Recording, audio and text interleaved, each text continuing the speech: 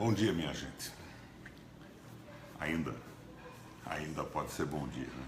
São 10h30 da manhã e eu estou aqui informalmente no meu gabinete no Senado e resolvi, através do Face Live, conversar com vocês. Eu quero conversar com vocês sobre esse movimento de privatização das empresas de água e esgoto do Brasil. Notadamente no Rio de Janeiro, onde o Estado tem 99% das ações da empresa, e no Paraná, onde o governador Beto Richa está vendendo as ações da Sanepar, está privatizando a empresa. A água é um dom de Deus, é um bem da natureza. A água não devia ser como comercializada, ela não é uma commodity, ela não é uma mercadoria. Mas a privatização a transforma em mercadoria. A água é fundamental para a saúde pública, para a saúde das pessoas. No governo militar, acertadamente, se criaram essas empresas estaduais, porque elas possibilitavam aquilo que se chama de um subsídio cruzado.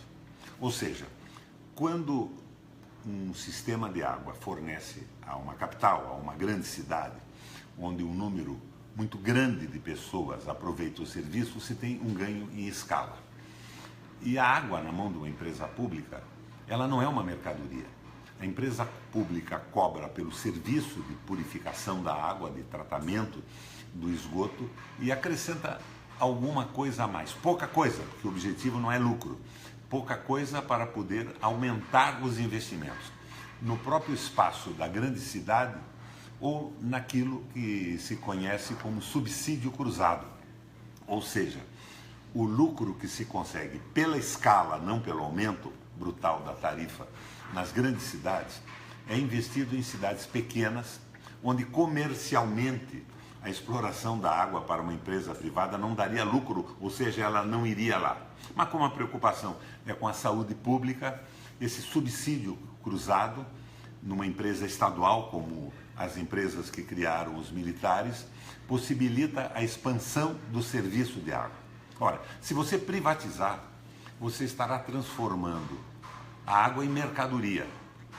E a empresa que acabar sendo dona do serviço de purificação e distribuição vai investir o quanto menos puder e aumentar a tarifa o quanto mais puder, porque o objetivo dela é o lucro. Ao contrário de uma empresa pública que não tem como lucro a sua principal finalidade.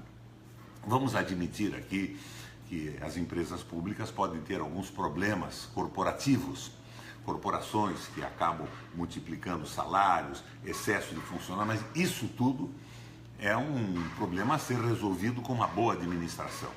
Agora, transformar a água em mercadoria é um crime. E é o que está fazendo o Beto Richa no Paraná.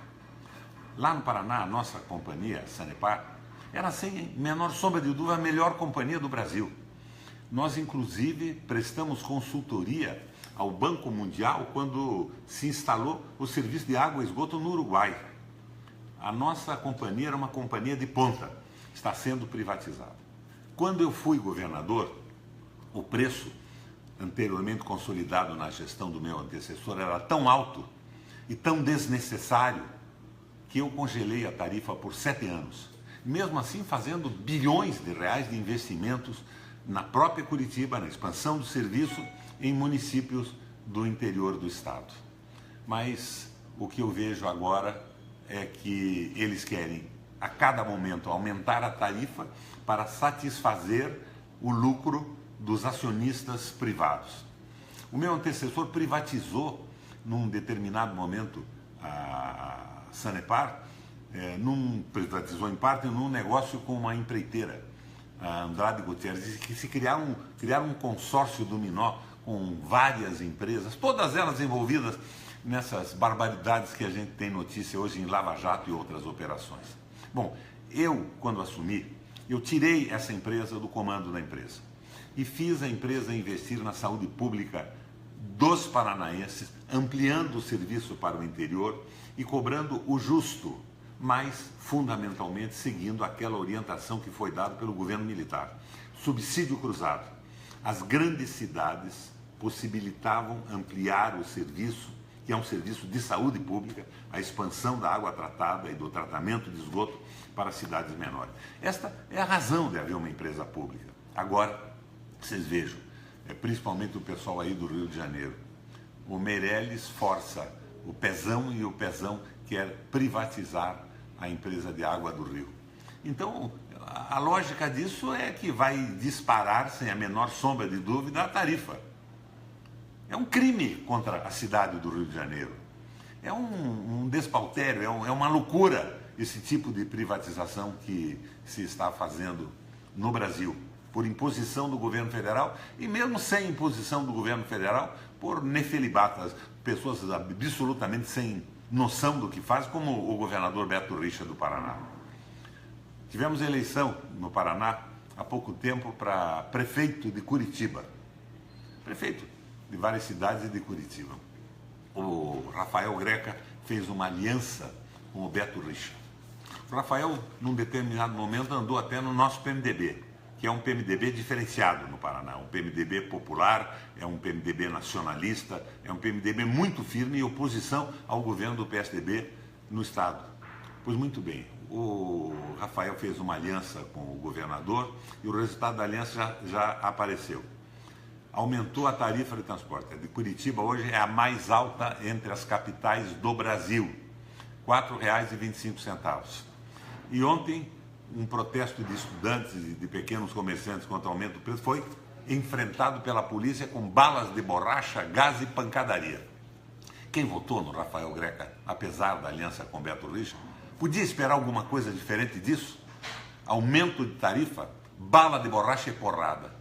Minha gente, nós precisamos aprender a entender esse tipo de alianças que se fazem nas vésperas da eleição. Se deslumbraram com uma propaganda e muito dinheiro, porque essa aliança PSDB com o Partideco, que o Rafael se candidatou, navegou em fortunas no processo eleitoral.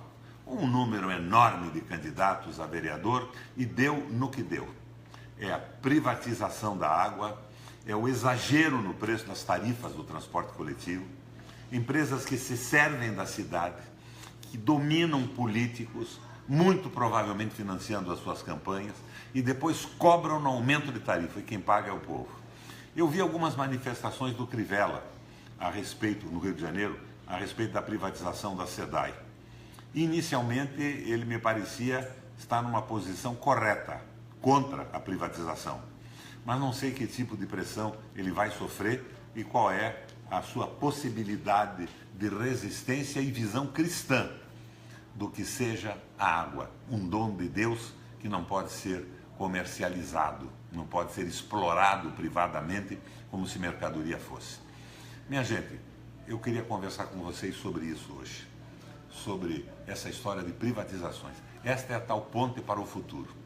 É um interesse do capital privado na mão de muito poucas pessoas, acima do interesse das populações, dos cidadãos, dos eleitores, do povo de uma maneira geral. Durante o governo do Lula, nós tivemos uma atenção consistente para as populações sem renda, de baixa renda, para os marginalizados. Mas se esqueceu também de uma proposta estrutural que industrializasse o Brasil, que melhorasse a infraestrutura. Faltou uma visão global. E no fim nós tivemos todo esse envolvimento de alguns políticos do PT e, de uma forma geral, de todos os políticos e todos os partidos num processo de corrupção.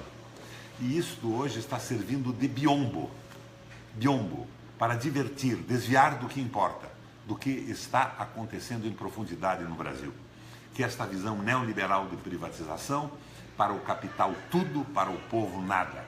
Para o povo o trabalho escravo, o fim da Previdência, o fim da CLT, a privatização da água, a privatização da energia elétrica. Nesse ritmo, não se admire se logo mais adiante nós tivermos que pagar para uma empresa privada pelo ar que respiramos. Brasil, é preciso haver uma resistência. E eu tenho esperança que o embrião dessa resistência, o início de tudo, seja dado pela valorosa população do Rio de Janeiro, que não admitirá a privatização da água com a qual as suas casas são abastecidas e que é um dom de Deus, um dom da natureza, e não pode ser comercializada por corruptos que quebraram o Estado, que erraram no governo por incompetência, incompetência aliada à corrupção, e que agora estão na mão dos Meirelles da vida e desse projeto estúpido que é a Ponte para o Futuro, uma bobagem monumental que está enterrando um projeto de soberania nacional. Valeu, minha gente, era a minha conversa de hoje.